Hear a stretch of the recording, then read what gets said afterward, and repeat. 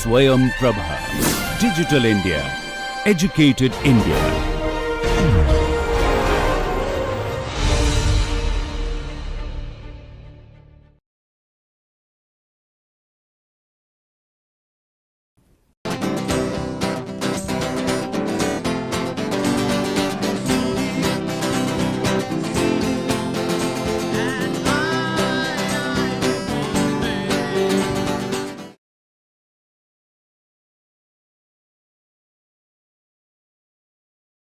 Today, we are going to discuss Searle's notion of language and meaning.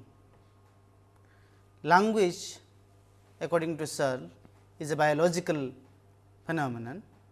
It has evolved in this sense that, as you all know, Searle presupposes two scientific theories. One is the evolutionary biology and another is the atomic theory of matter. Now, following this scientific presuppositions, Searle argues that intentionality is a pre-linguistic feature, whereas language is an later evolute. Language is not prior to intentionality. In this sense, Searle tries to talk about the concept of language and linguistic activities. He tries to show that the language world relationship is an intentional relationship. It is governed by the principle of intentionality, the intentional attitude of language use, which is seen as a kind of a social phenomenon. Language use is a kind of a social activity. Now, this social activity presupposes that there is a mind and this mind is intentional, and the intentional feature of mind not only articulates the linguistic expressions, but also tries to show that how meaning is embedded in the intentional structure of mental states.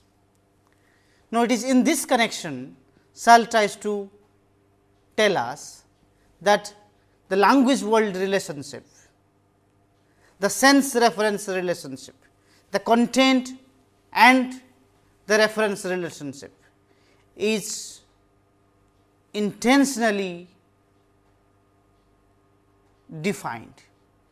Searle of course tells us that this intentional connection between language and the world is a causal connection. So, in this case one need not understand that the causal connection that Searle talking about is like the causal connection that Fodor and Chomsky would talk about. Since Searle talks about mental causations and this mental causation is intentionalized in the case of biological naturalism, we need to see how does Searle explain to us the language world relationship. So, in this context, I would like to talk about Searle's notion of language. Now, from evolutionary point of view, there is an order of priority. It is this priority that I was talking about, how intentionality evolves and then we find the evolution of language. So, intentionality is prior to language, the priority in the development of biological processes. So, there is an order of priority in the development of intentional phenomena. If language is embedded in the structure of mental states or intentional states, then this structuring looks for a kind of a logical priority, or the structuring demands a kind of a logical priority in order to show that how intentionality helps in explaining the structure. in the development of language and meaning comes very late. So, according to Searle, human being is a linguistic being, human beings is a conscious being, a biological being. Now, all these features of the individual human beings are something which is unique. Now, intentionality is not unique in the case of a biological human being. The biological system produces intentional features. If that is the hypothesis, then all biological entity would have intentionality. So, intentionality as an intrinsic feature of consciousness or as an intrinsic feature of human mind is a common feature to all biological beings, but human intentionality is different from animal intentionality, from the intentionality of the plants and insects. We would see that in our later lectures. So, what is important today is to talk about that when we say that language world are intentionally connected, we just like to tell us that this relationship presupposes intentionality. Okay? So, in that sense, we need to see how intentionality helps us explaining the structure of mental states and its relationship, its linguistic features and relationship with the world. Now, since meaning is a part of the mind, according to Searle, this relationship, that the relationship between meaning and mind has to be understood very carefully, precisely because for him language is one of the basic institutions that human intentionality has formed, and it is through the language or the linguistic content, the intentional content, we relate how it is part of experience and understanding. Meaning is not there in the mind. I said meaning is related to experience and understanding, and therefore, it is related to the mental life. There is an internal relationship found in the case of Searle's analysis of the meaning.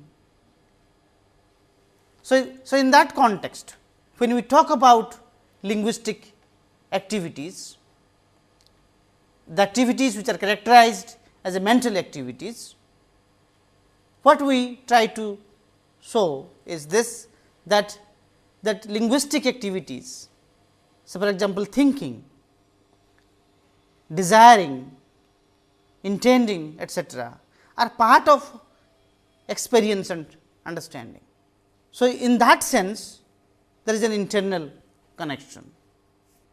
Now, intentionality, as we have discussed earlier, which is a feature of directedness, we have also pointed out in the last session that Searle talks about two different kinds of representations, the mental representation on the one hand and the linguistic representation on the other.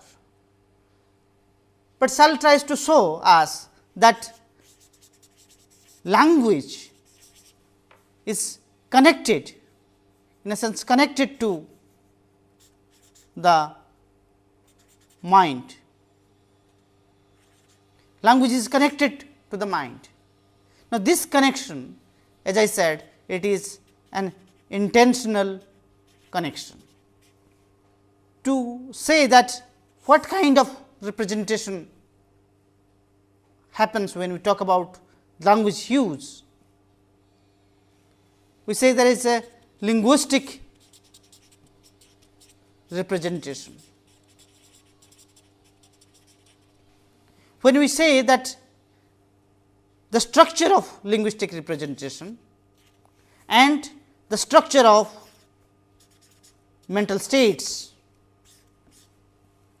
are connected, and these structures are some sense symmetrical in nature, and that is precisely because the intentional content of these structures are same. So, when we say I am thinking, or the thought, a particular thought or a mental states like desire, I desire to have glass of water. Now, this having a glass of water will talk about, or the want to have a glass of water will talk about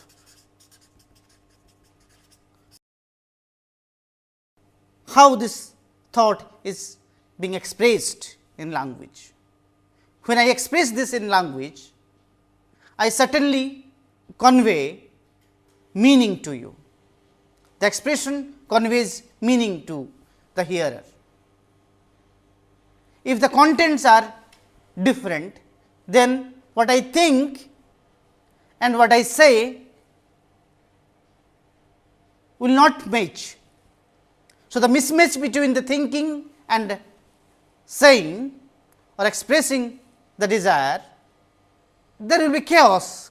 So, in that sense, shall try to tell us that the content is expressed in language, and this intentional content is pre-linguistic phenomenon, and it is expressed in language. So, language for Searle is a institutions. Okay? It is one of the institutions. There are several other institutions like family is an institution, governance is another institutions. Now, all these institutions are formed by certain rules, and Searle says that these are constitutive rules. Now, the constitutive rules has a kind of a logical form, that is x is defined as y in the context C. In other words, we try to see x as y in a particular context. I will come back to that point when Searle talks about two different kinds of rules that governs our linguistic activities. One is the constitutive rules and another is the regulative rules. But before that, we need to be very clear that the realm of the mental and the realm of the linguistic are two different realms. So, Searle therefore talks about the communicative intention, the intention to share the meaning, that is what is being intended by the speaker is different from the mere intention of expression. So, there are two things. One is in the case of a linguistic representations, a mere linguistic representations minus communicative intention is something very insignificant when it talks about language use. So, for example, when I am walking on the street and there is nobody around, I just say something. If I say that I want a glass of water very loudly, it make no sense, because I am not intending to communicate to somebody that I want a glass of water, or rather I am just loudly speaking out my thought. But if there is somebody, there is a hearer around me, or there is a possibility that somebody would hear my desire and I am feeling very thirsty, and I also expect that he would respond to my expression, then that kind of state of affairs we will talk about what Searle calls a communicative intention. So, the communicative intention or the representational intention are two different kinds of intentions. So, the embedded in the structure of thoughts, the intentionality which is embedded in the structure of thought or mind is a kind of intentionality which only has a what you call a representational intention. It has representational intention, whereas in the case of intention to communicate the things, we talk about communicative intention. Okay. So, the intentionality operates in two different realms. So, two aspects of meaning intentions. Communicating, according to Searle, is a method of producing effect on one's hearers, but one can intend to represent something without caring at all about the effects of the hearer. Now, this is a very significant remark, where Searle tries to tell us that this desire to communicate something is significant, and it is significant in this sense that it shows that how I must behave in a social, in a public space, whereas if I say that I am just thinking, I need not express my thought. A mere thinking would talk about a kind of intention, what Searle calls the representation intentions, where I am not really thinking of the possibility of saying certain things to others. I am ruling out that possibility. I am just thinking. So, there that is also possible, but the moment I try to speak out my thoughts, I am very much consciously involved in saying what I am thinking, and I must mean what I say. So, that connection between saying and meaning it is a very important intentional connection that Searle is referring to. Searle further says that when we define speaker's meaning in terms of forms of intentionality that are not intrinsically linguistic, if for example, we can define meaning in terms of intentions, we will be defined a linguistic notion, even though many, perhaps the most human intentions are linguistically realized. So, all human intentions are linguistically realized. They are linguistically realized in this sense. So, when you talk about realizations, we must understand what is a mental state and what are other mental states that it is connected to. Say for example, if I have a desire, now this desire is connected to various other desires. If it is desire, say desire 1 and desire 3, or it is related to some kind of a belief. No, this is a kind of a crisscrossing relationship, and that kind of network. What Searle means is this, that you might have seen in his book Intentionality, an essay in philosophy of mind. the book that I am referring to is this, talks about network of mental states. Now, Searle makes a distinction between network and background.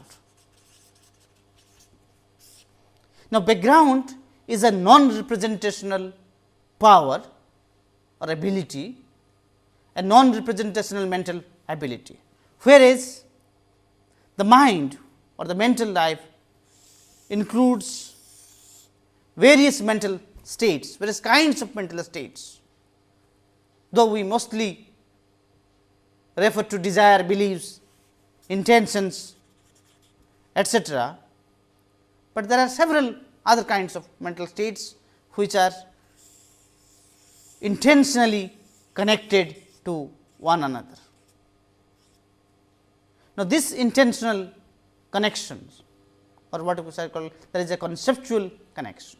Now, in this network of mental states, I have already mentioned in my previous lectures that some mental states are unconscious mental states and some are conscious. Say for example, I am conscious of this desire to have a glass of water. Now, if I am conscious of this and I am at present not conscious of various other kinds of desires that I have, what Searle says is this, that the all other desires that I am not conscious of now are potentially conscious mental states. So, this idea that to have desire and to express that desire and also believe that somebody would bring a glass of water, there is a possibility that somebody would bring me a glass of water. So, I believe that. I believe that there is a hearer who would hear and there is a hearer and who would listen to my expression and bring a glass of water to me. So, I believe, the speaker believes certain things, that is why he is intended to speak or express his desire. So, the intention of expressing the desire is something which talks about beliefs. There are several beliefs. I believe that there is a glass or there is a pot and the hearer would go rush to the pot, or there is a pond, the hearer would rush to the pond, fill the pot, fill the glass and bring it to me. So, there is a whole lot of possibilities, possible beliefs are connected. So, there is a network of mental states, and one mental state is realized with relation to various other mental states. So, in that sense, the linguistic realizability is connected to the mental. As you remember, Searle's basic hypothesis is that mental states are caused by brain processes and realized in brain processes. So, whenever something is being caused, so that is where it has also creates a kind of a possibility for realizing that. So, Searle is very particular about this. Searle is very explicitly mentioning this to us. Now, on this approach, the philosophy of language is a branch of philosophy of mind. Now, this is one statement we need to little be clear about. In the when Searle wrote speech acts in late 60s, he made it very clear that philosophy of action is a branch of philosophy of language, and speech act is a special kind of act, is a special kind of action. To say something is to perform an action. So, now he is saying that philosophy of language is a branch of philosophy of mind. So, he is connecting three things: action, language, mind, then one can read further this quotation, and in its most general form, it amounts to the view that certain fundamental notions such as meaning are analyzable in terms of more psychological notions such as beliefs, desires and intentions. So, meaning is not exclusively a kind of a social phenomenon, it is also related to the mind. Hence, there are many psychological states are involved, and they are involved in producing the expression and realizing that. Now, I did not talk about the background. The background is an ability, is a power to cause the representation. It is through background the mind is able to represent things. So, mental states are representational in this way because there is a non-representational ability. There is a non-representational ability. Background is not itself representational, but it makes representation possible. According to Searle, this background capacity or ability is there in our head. He does not characterize it as a mental. He said it is a kind of a biological ability. It is a kind of a dispositional ability. But I must tell you this, that he is not a behaviorist, saying that mental states can be defined in terms of dispositions. But he says it is there in every biological being, the very power to represent certain things, the power to do certain things. It is that biological power for Searle is a kind of a non-representational power which makes the representation possible. So, the possibility of forming the network of mental states or representational states is possible due to a background condition. Then Searle of course says that background is not only physical, but there is a cultural background, particularly in the intentionality book. So, now let us further talk about the structure of intention and expressions. Intentional states expressed in the performance, that is the intention to perform the act. So, what is important for us today, that there is the speaker intend to speak. So, the intention to speak something or express that is intention to express something, talks about how the structure is formed. So, there is an intentional structure formed here. When we talk about the intentionality of saying and meaning it or performing a kind of a speech act. When you talk about speech act or expressions, we must say that how these expressions are intentionally structured. The intentional states are representational states, and these representational states, if P is an intentional state and P will have some content in it. Being an intentional state, it must have a content, the content which expresses that it is about something. If P has an intentional content, it is that content which refers to the reference, okay, or which signifies that reference or establish a kind of a connection with the reference. So, in that sense there is a structure involved. Now, I have already talked about the symmetry in the structure. Let me read out to you one of the quotations from Searle's intentionality.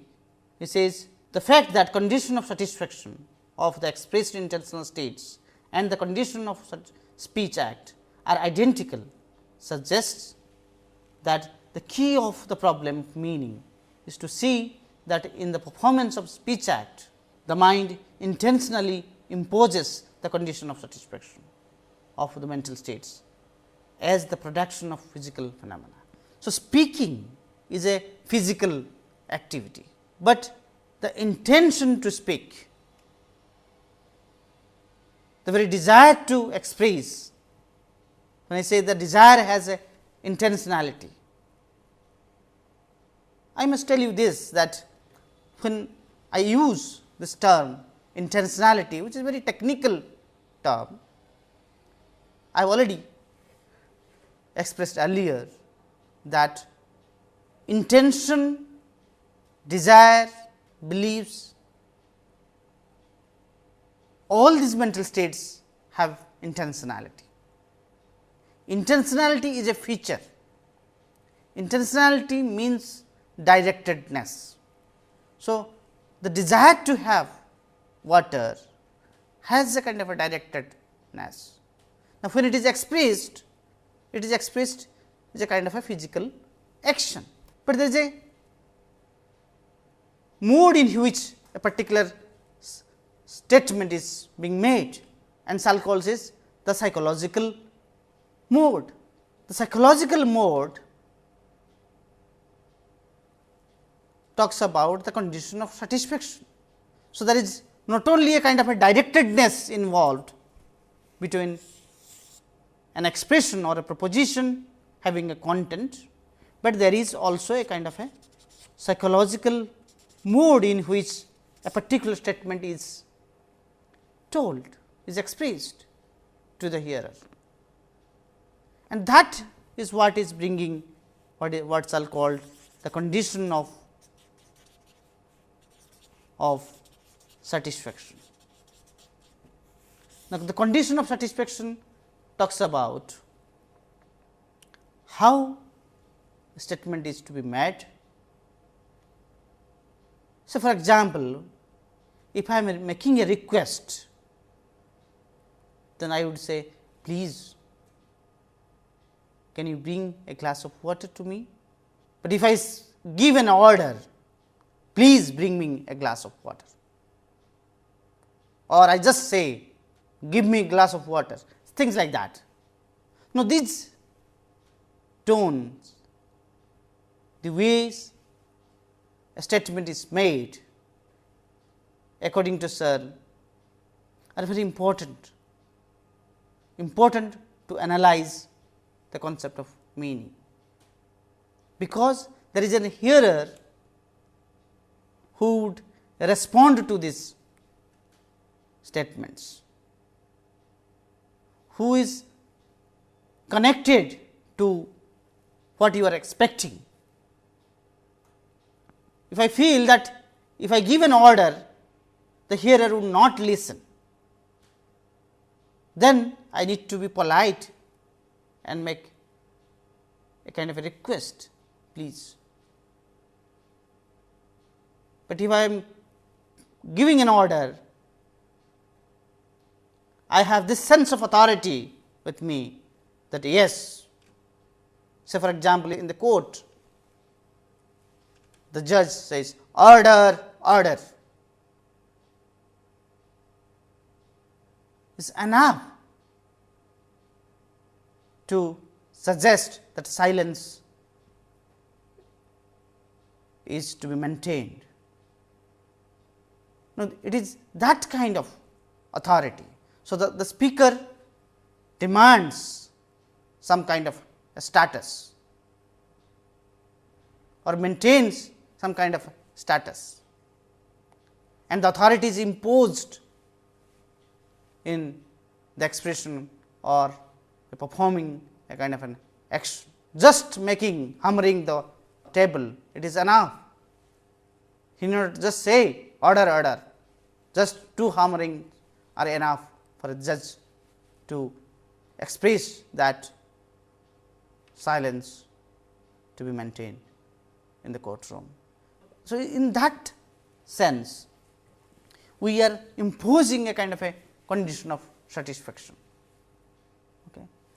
It is not only having just directedness, but there is a condition of satisfaction involved in it.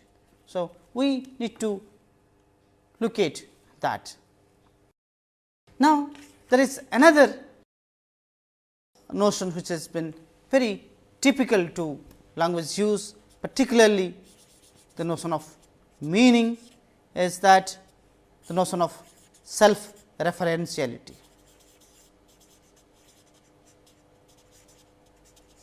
Searle says, when you say certain things,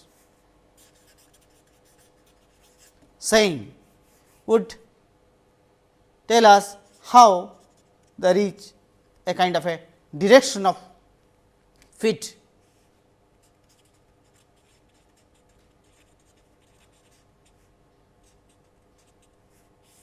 How there is a kind of a direction of fit from mind to the world, calls the mind to the world direction of fit, and when it is a self referential kind of thing, then there will be world to the mind.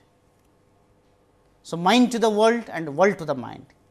Bring a glass of water, or please bring me a glass of water, would reach to the hearer, and there is a kind of a thing happening. It brings out some kind of change in the existing state of affairs.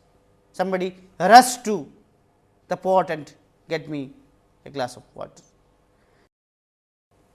So, when the hearer fetches a glass of water for me, there is a world to mind direction. There is an intentional connection between world to the mind. This what Searle calls a kind of self referential connection. So, the direction fit is in two ways. One, mind to the world and world to the mind.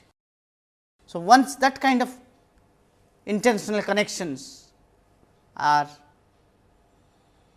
possible, then we talk about self referentiality of intentionality. Linguistic activities are conscious activities in this sense, because it has been consciously realized. When you say you expect, now when these expectations are fulfilled, you have what is called satisfaction. You experience the satisfaction by consuming the glass of water when somebody is thirsty. So, that is what is being case where linguistic activities are conscious activities, because you not only say something, but also mean it and realize what you are being said. But there is also a kind of a, as I pointed out earlier, there is also a kind of a social structure in which meaning is placed. The social meaning structure signifies the social institution of intentionality. So, for example, how a request is to be made. So, when you talk about request or order, all this, the request has to be made in a particular way. There is a manner in which a request is to be pointed out. There is a manner in which request is to be expressed. So, this art of expression or expressing something according to Searle is a rule governed activities. Now, how these rules are formed? Searle talks about constitutive rules and regulative rules. Now, how the rules are formed? The basic thing is that Searle says a rule is formed with the help of intentionality. What kind of intentionality? A rule is not formed by only one individual's intentionality, rather it is formed by a kind of a collective intentionality. So, every conditions, request or promise, no? How a promise statement has to be made. So, this tells us that human intentionality is very fundamental and basic to the formation of constitutive rules, which says x, where we understand x as y in the context C.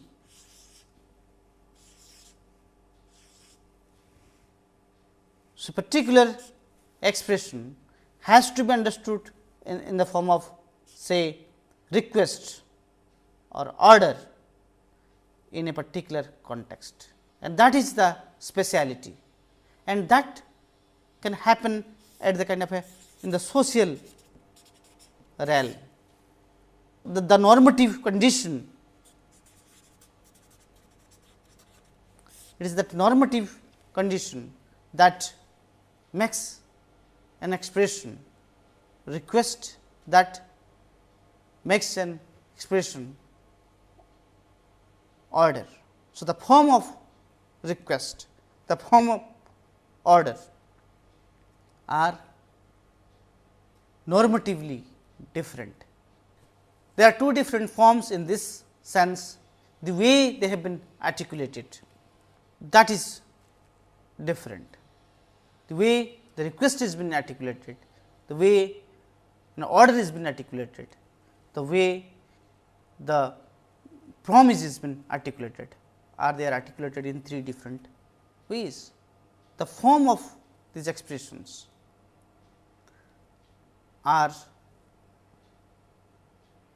decided with the help of a collective intentionality. I will speak about collective intentionality and what kind of ontology the social will have. If language is a kind of a social institutions, what kind of ontology this language use is having, that we will discuss. Searle has very profound things to tell us about the notion of social ontology. But so far as language is concerned, he says that social meaning structure signifies the social institution of intentionality, that is how intentionality is operating in the social realm, that is important. So, the pre-linguistic form of intentionality refers to the background, that is how the background is making things possible. Now, when you talk about rules and following the rules, once the rules are made, then the rules are having certain power, that is the regulative power of the rules. All rules have certain regulative power. When an individual follows a rule, he follows it unconsciously, meaning thereby Searle is very much Wittgensteinian in this sense, that I just follow the rule. That is to say, this is how I use language, this is how a promise is made, this is how the request is made. So, I have been being part of the social, I know that this is how things are. So, that is the kind of an unconsciously following the rule. It is natural that we express promise in this way or request in this way. It is natural that we express promise in a particular manner and a request in another manner. So, in that sense, Searle says rules are unconsciously followed. One need not assume or interpret that there are rules in the mind and these rules are in the unconscious mind and one is following the rules. Now, Searle's thesis does not make that kind of claim. Rather, he would tell you this, that we have learned the social etiquettes and so many varieties of language use being part of the linguistic community. So, this very fact that human beings have a linguistic form of life shows how these rules are formed. The very fact that human beings have a linguistic form of life and they participate in a various linguistic forms of life shows, it tells us that how these rules are formed. Now, when we explain this, Searle says this question can be answered with reference to the notion of collective intentionality. How the individuals together have formed culture,